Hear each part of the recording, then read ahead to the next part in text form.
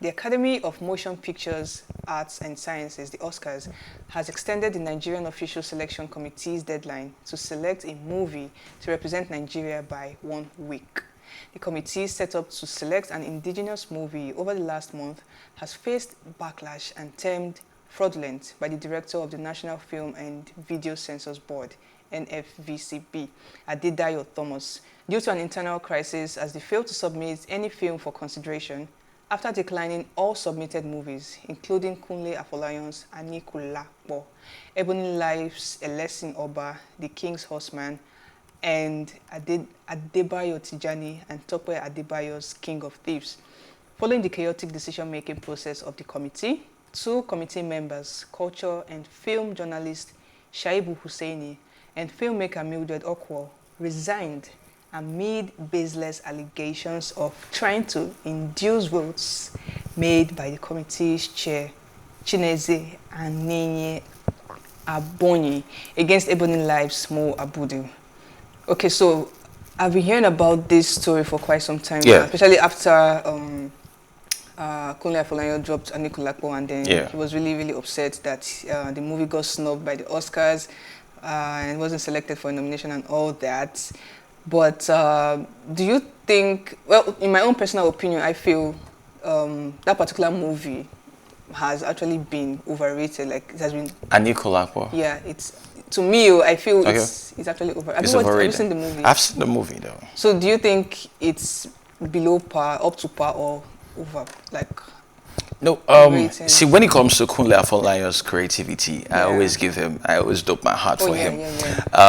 The movie Anikulapo, no doubt it's a great movie. It's got a great storyline. It's got a lesson to learn. The plots, the scenes, the sets, everything was cool. I think the only problem I had with the movie was probably the lightning. Maybe he had a reason for it. And I already told myself, like, this movie would have probably made an international standards, but the lightning was still that October 1st. You've seen October 1st by same Kunle Afolayan. So I was like, maybe he could have done something, but it was an all-round great movie. Being nominated for Oscar, well, look at the other movies that are there. Yeah, King of Thieves. King of Thieves, and King's Horseman. I don't know how much of an impact this would be have on the Nollywood industry, but actually, Nigerian movies are actually touching some standards now. Like, we're beginning to improve, like, big time, because if you're looking at movies from way back compared to now, like, the improvement is so huge. So I feel the Oscars really need to take a second look at these movies and actually, because look at these members of the committee that have resigned because they feel like this whole thing is just, I don't want them to assume it to be so if I can get what's going on right now, I'm not sure this movies was deliberately snubbed by the Oscars, because I think the internal committee themselves also had issues in trying to probably pitch one movie against another movie and say, hey, let's try and, push this movie so that this movie will be the one that will be nominated. I think that's where the problem started from. And you see, one thing, when you're dealing with these guys, when you're dealing with a non-Nigerian who wants to do business, he doesn't want anything shady. So he doesn't want a situation where you would tell him that this movie is the best movie ever. All right, then he's asking you, why do you think this movie is the best movie? Then you tell him, because this movie has got this, has got that, has got that, and everything is roughly like maybe 70%. Then he points another movie to you, he's like, but what about this movie? These things you mentioned here is 80% in this movie. Why are you not putting out this movie? Then starts saying Then he starts smelling, and you guys are being shady. So probably that's why this other, members of the committee resigned and felt like they were trying to push a particular person's movie to it. And if we don't get nominated for Oscars, though, it's all good. We're enjoying the movies. So that's just it. Well, some people have the opinion that maybe the fact that Kunle Afolayan was like involved in so much. Okay, he's the producer, but he was also the director. He was also the caster. He was also part of the cast. Like, there's just so many positions there with his name on it. So if they were going to like rate the movie on who did well in this part, Yeah. he's going to come up a lot of times. So I don't know if that's also one of the prerequisites for Not really. selecting. I think that's one of the reasons why he should even be nominated. Tyler Perry is almost doing the same. I mean, Kunle Afolayan has not even touched half of what Tyler Perry does. Tyler Perry produces, direct, and sometimes stars in the movie. Sometimes doesn't even star as one person in the movie. Stars like 4 persons in the movie, and so and he still gets nominated in most of the stuff. So I'm not really sure that is because of that. Wait, are people saying Aniko Lakpa could have probably gotten the nomination? Yeah, it should have been nominated for something in the Oscars. Yes, it should have though, but it didn't happen. So we need to start, Tough luck. start checking the electioneering process. It's not everything that is, politics. Let's do politics. This one is my friend. It's my friend. Yeah. Yeah. Anyways, if you guys haven't seen that movie, you should actually go check it out. Let's see how well the Nigerian movie industry is doing. Before that, let me ask, Yeah. do you think what the wife did to him was right? Because people are telling me it's 200% right. But she even wasted time even doing the right thing because, Yes. by the time greed and pride is So, creeping into for a person's- young man who had it's a startup, who had his business gradually growing, and he had, on the side. Wait, am I hearing a sorrow cider here? No, I'm just saying. So What? everything was going on for him. Then a woman decided to abandon her husband, chase him, and even made him leave the village. He suffered. The ship was him. Wait, Hey. did you see where he grabbed him at first? Anyway, let's not wait. But that was love at first sight, I think, because you Anyway, actually it's a great tell movie. them. Another great movie. Anyway, let's move on. Sam Clef has said there is a need for artists to be compared as long as it is not a violent one. He also emphasized the importance of collaboration among artists. He said, collaboration is the new competitive advantage, and if we must grow, we have to come together. Comparison is not bad as long as violence is not introduced. At times, the fans do too much, but the comparison makes the artist do better and create entertaining sounds. He also said he was part of Wizkid's success as a result of his contributions to the emergence of Afrobeats on the world stage. I knew he was going to still take some accolades to Wizkid's success in that tweet. But then I think what he's saying is actually, he has a good point there, saying that comparison. Of course, it's all for the culture. It's if no comparison happens, then which means there won't be any number one. So we have to constantly keep comparing Wizkid, Davido, Burna Boy, and one of those who tell you keep comparing them. The FC. Keep saying Wizkid is better or Davido is better or who is better. Yeah, it makes them want to improve. Yeah, because it makes aside that the financial aspect, the investor aspect, people look at them, okay, people are talking about this, which means let's put some of that. When we were talking about who is bigger, Burna Boy, Wizkid, Davido, these guys are cashing out big time. Because the moment you say a Wizkid is bigger, he gets, if he's probably charging $100,000, he moves it to $150,000. So it's like just because people are talking about it. Yeah, because people are talking about it. So these guys are looking at, okay, who is big, who is not big, that way. So it's for the culture, we need to keep, as far as it's not violent, right? As far as you're not waiting for me outside because I said I'm a Davido fan and you want to come and enhance. But if we could just keep it very civil, just have a regular conversation, I'll be good now. Let's keep talking about them. Who is better, who is not better. But do you think there should be a limit as to what you compare about this particular artist, not just their art or their work? Yeah. Like, is it necessary to compare some certain things that are not, let's say like some private things that you compare their, let me not say side chick, their baby mamas. How did that you're gonna go there? Yeah, because that one also like comparing their baby mamas. No, it's okay. It's okay if I was one of those who was like when Burna Boy was with Stefflon Don, I tweeted stuff. I was like, yo, you can't have these two people together. And someone hit me up like, what about Davido and Choma? I was like, that's a perfect couple. Like, so we had this conversation between one of Wizkid's baby mama, Stefflon Don, and Choma. You get it? So yeah, dragging the baby mamas into the. Do you understand? So they're part of what makes those guys, big. Trend. So if you cannot talk about them without talking about their baby mamas, their kids. So Wizkid's, I saw the Wizkid's son. What's his name right now? This is the Boluwatife. It's now big, and I think somewhere in London or US. And I was like, oh, that's that boy of yesterday is now big. So people are going to talk about him. Before you know what's going to happen, somewhere in the comment section, they're going to be comparing Boluwatife with Baby Ifeanyi. It's going to happen.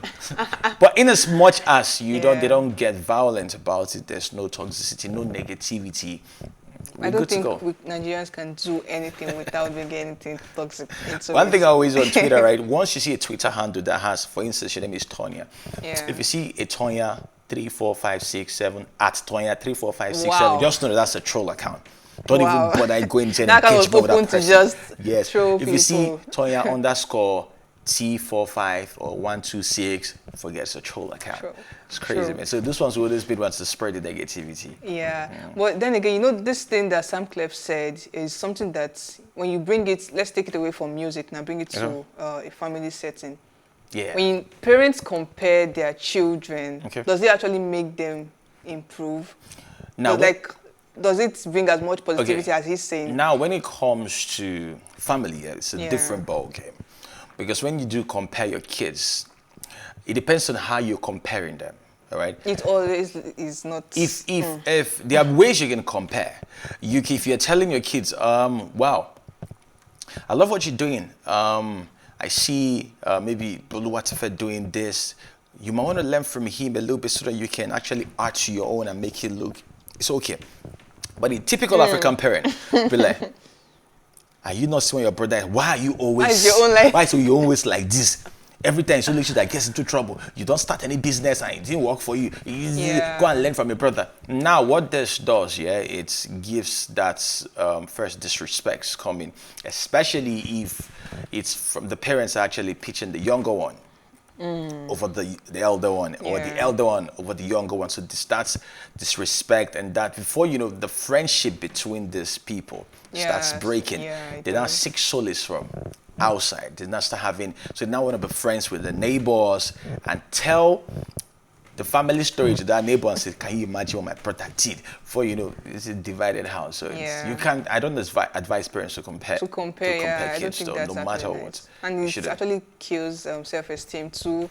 And it makes you to feel less of yourself when you're in the presence of that person, because you feel your parents will always feel that person is doing better. So I think let's just keep this to the, it has to be comparison. It has to be an entertainment sector and not family. It shouldn't be family at all. It shouldn't be. All right, still in the entertainment scene, award-winning music producer Don Jazzy has mentioned one act that tickles his fancy. Jazzy bared this after he retweeted a fan's post admonishing individuals never to forsake their dreams. Don Jazzy tweeted, "I can't imagine myself not doing this music business. I wake up every morning with the same passion from 20 years ago." Don Jazzy. This is what I always say. Do what you love, all right? When you're doing what you love, at some point it doesn't feel like you're working. You just feel like you're enjoying yourself. I work on radio and I work on TV as well. For every time I'm going to work, there's always this excitement. Like, wow, that's what I'm going to do today. You enjoy yourself at it. I'm enjoying myself. So, but there's a day I sat there, I thought about, what if I'd listen to my mom? Because my mom wanted me to be a medical doctor, like Dr. Sugar. I was about to say that. Dr. Sugar. So I imagine myself, like when I was at the hospital and I saw those young doctors, I was like, wow. So this is what I would have been doing. You're stabbing people's butts with anger. And those guys were not smiling. Those doctors, they were not smiling. They were always angry. Can imagine. I'm like, this can't be me. I'm a happy child. I can't be this.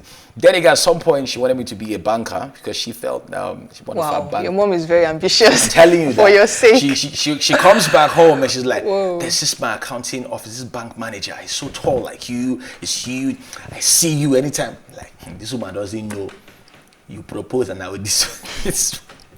So I went entirely from science student to arts, and first from music production to video editing to radio. So at the end of the whole day, I'm happy anytime I'm doing any of the stuff, so I can relate to. It's also like I had a studio, right? I have a studio. So every time I step into that studio, I was like, wow, it's that excitement, like. Wow. I'm feeling productive today. Do you understand? I'm going to give my best. Just imagine if I was a 90, oh man, me and my boss would just be fighting every day. Because it's not coming from the heart. Because what would I be doing? I don't still know what they do in offices. What you people used to write? What? You don't want what to did know. they used to write You in don't those want files? to know. Anyway, guys. Yeah, and I feel like there's always an advantage whenever you're able to figure out what you're so good at an early age. Sure. You know, there's so much potential you can maximize from that, and it's actually really on the part of the parents here to be very, very sensitive. Yeah, pay good attention to their children. See what exactly are they really doing that they're doing so effortlessly and doing it so well. So if you're able to figure out what you're really good at an early age, I wish my parents though actually figured what I was good at for you, and they pushed me towards a direction because mine was the opposite, right? They knew I was into entertainment, so for every Walkman that I had or Discman I had, my mom would just take it scatter it. So she was breaking all my headphones. She was, no, it was crazy, man. But the thing, that didn't stop me, though. That didn't stop me. That's why I was telling these people these associates on strike, don't be lazy. Discover your talent during the strike. This is time. But some people are still waiting. They waited till the strike was over and they're happy they are going back to school the way they left. How can you spend 8 months of your life at home? You didn't that whole free time, and you're giving testimony in church. Wow. Thank God I was wasting all this. How can you waste your life? But so what happens when you graduate? Yeah, you're waiting for government to unite be tweeting. So after NYSC, what's next? What's next? That question, I didn't even like listening to it. Man.